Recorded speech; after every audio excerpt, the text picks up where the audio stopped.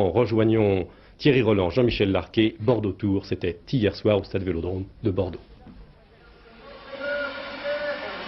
Eh bien, mesdames, mesdemoiselles, messieurs, bonjour. Ici le stade municipal de Bordeaux où nous nous retrouvons pour cette quatrième retransmission de ces matchs du début de saison, de ces programmes de sport-été. Et on peut dire que ce soir, le groupement a eu la main heureuse puisque nous nous retrouvons avec cette équipe des Girondins de Bordeaux qui pose pour la postérité.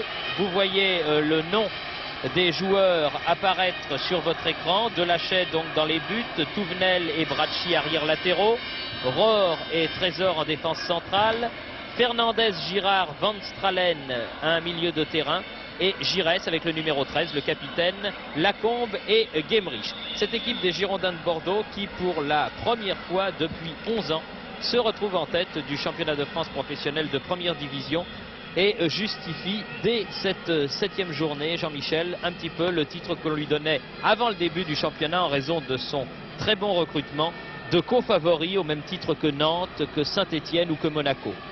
C'est vrai, Thierry. Parlons peut-être de la composition de l'équipe de Tours avant le début de ce match avec Jean-Noël Duzé dans les buts, numéro 2 Thierry Princet et numéro 3 Francis Meigneux. Ce seront les arrières latéraux. Francis Meigneux, un ancien Bordelais. En défense centrale, Patrick Brulez, numéro 4 et Serge Bénard, le libéro et capitaine, numéro 5. Au milieu du terrain, le numéro 6 sera Séverine, un Polonais. Numéro 8, Augustin qui vient de Angers. Le numéro 10, Philippe Dehan, auteur, vous devez vous en rappeler d'un but splendide la semaine dernière devant Lille. Et en attaque, à l'aile droite, Antoine de Séville.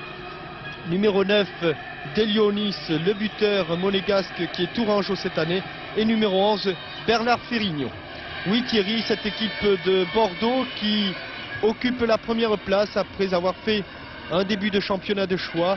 Une équipe de Bordeaux qui s'est remarquablement renforcée, qui avait déjà la saison passée fait une seconde partie de championnat de toute première qualité. Et cette année, eh bien, avec les arrivées de Bracci, de Trésor, de Fernandez, autant d'ex-Marseillais, avec aussi la pointe de René Girard, un fameux joueur de club qui vient de Nîmes Olympique, eh bien, Bordeaux s'est installé en tête du championnat. Et c'est vrai qu'après ses premières productions, on peut attendre de cette équipe que, à la fin du championnat, elle soit dans les toutes premières places. On doit ajouter que l'arbitre de ce match est monsieur Dailly, un arbitre nouveau venu en première division, et un premier corner concédé par François Bracci en faveur de l'équipe de Tours. Tours qui joue avec un maillot orange, un saillant maillot orange et une culotte noire, un peu les mêmes couleurs que Laval, que nous avions vu il y a 15 jours faire un si bon match contre Lille. Tête de Onis, une balle que Meigneux a failli reprendre. Et une faute de Meigneux sur Fernandez vaut aux Girondins de Bordeaux leur premier coup franc, joué entre Touvenel, Trésor et Fernandez précisément. Les joueurs doivent certainement souffrir un petit peu de la chaleur. Giresse, Guémerich de la tête, un bon coup de tête de Guémerich, Albert Guémerich, mais à côté du cadre. Un bon centre d'Alain Giresse et Albert Guémerich va bien attaquer cette balle et précéder le coup de tête de Meigneux. Duzé est tout heureux de voir ce ballon filer sur la droite de ses buts car le coup de tête de Guémerich était de qualité. Oui, si la balle avait été à l'intérieur du cadre, cela aurait pu lui poser quelques problèmes. Deon. Ferrigno. Deon. Attention Ferrigno. But. But de Ferrigno. Sur ce contre, bien joué. Bonne balle en profondeur de Deon. Ferrigno en position d'avant-centre. Ouvre à la stupeur générale le score. Eh bien, voilà. Une 2 entre Ferrigno ici et Dehan qui lui remet la balle entre Rohr et Trésor, et Ferrigno du pied gauche ouvre le score pour Tours. 30e minute. Que l'on joue depuis 30 minutes. Eh bien, dites-moi, voilà un coup de tonnerre sur notre championnat. ce but de Ferrigno sur la pelouse même du leader des Girondins de Bordeaux, qui dominait, qui avait failli marquer dans les secondes qui précédaient grâce à ce coup de tête de Gemrich et qui maintenant se retrouve mené au score.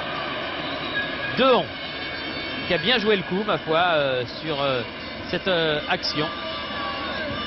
Et une balle en profondeur pour Dosevi. Corner.